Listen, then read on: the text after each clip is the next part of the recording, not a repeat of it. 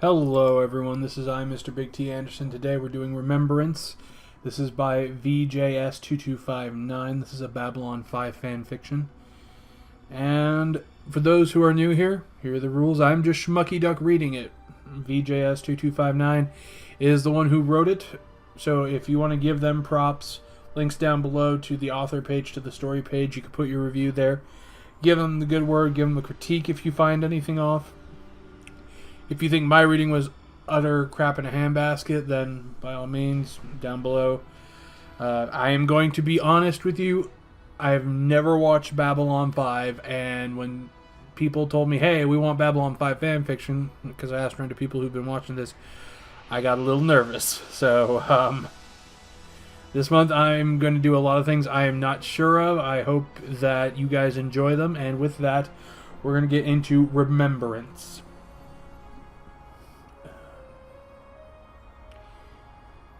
Is everything ready? The voice came from the shadows that clung to the edges of the room, and was low and identifiable as female. The answer came from just inside the heavy bronze doors, a rough murmur of assent. The room was small, circular, the only illumination coming from candles, burning in alcoves and set into the walls. The light from these illuminated dozens of plaques hung at staggered levels around the room, in no discernible pattern. Some of the plaques were fashioned from polished wood, some from a reflective bronze metal, others from clear flowing glass, and they were each inscribed with a few lines of script in various characters. In the center of the room was a square pedestal, a smoke-gray crystal, a single block with patterns that swirled like clouds in a darkened sky, or receding eddies of sea foam.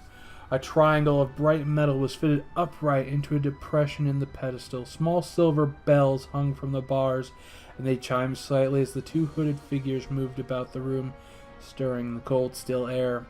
A curved wall of windows revealed the night sky of Mimbar, the two moons chasing clouds and painting tree shadows on the closely trimmed fields of the training grounds outside. On the pedestal was propped a view screen, black glass reflecting pinpoints of candle flame. The screen hummed slightly as it came to life, its flat face gradually lightening to gray, then white. Lines wavered and danced, finally clearing to reveal a somber face, lined with age, dark brows overhanging eyes bright with humor and a wary intelligence. "You there, Ivanova?" barked the man on the screen. "Come into the light so I can see you. Is Delenn there?" "I am here, Michael," responded a slim, slight figure in a white robe, pushing back the hood to reveal brown hair flecked with gray. Delenn came to rest in front of the monitor. "It is good to see you again."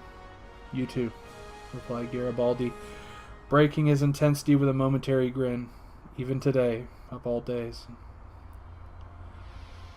Susan Ivanova had been standing in front of one of the plaques, hand behind her back, the mottled gold and brown of Balin's robes clinging to her trim figure. She turned and approached the pedestal, shooting a taut smile at the screen. "Glad you can make it this year." Garibaldi ran his hand over his head as if to straighten out the wrinkles that lined his high forehead. "Sorry about the last couple of years, Susan. It's been a crazy time for the business, and last year Mary had just gotten back from university on Earth." His voice tapered off, lost in apologies. "What's the procedure this year?" "Remembrance," replied Delenn firmly. "We will each share a memory of our old friend, which will be recorded and placed under time seal here in the Hall of Memories. The only requirement is that it be a true memory. History is woven from such small strands of remembrance as time flows on. There are fewer of us who remember him." Hesitated Garibaldi. "You want something important then? Something historical?"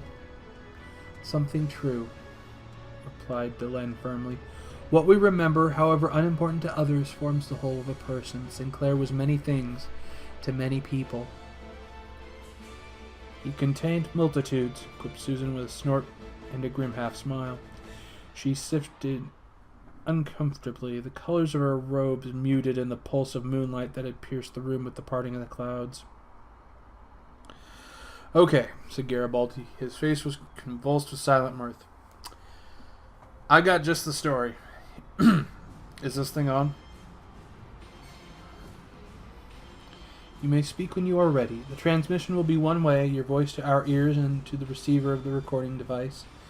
When you are done with your story, touch the center button on your screen and we will speak again.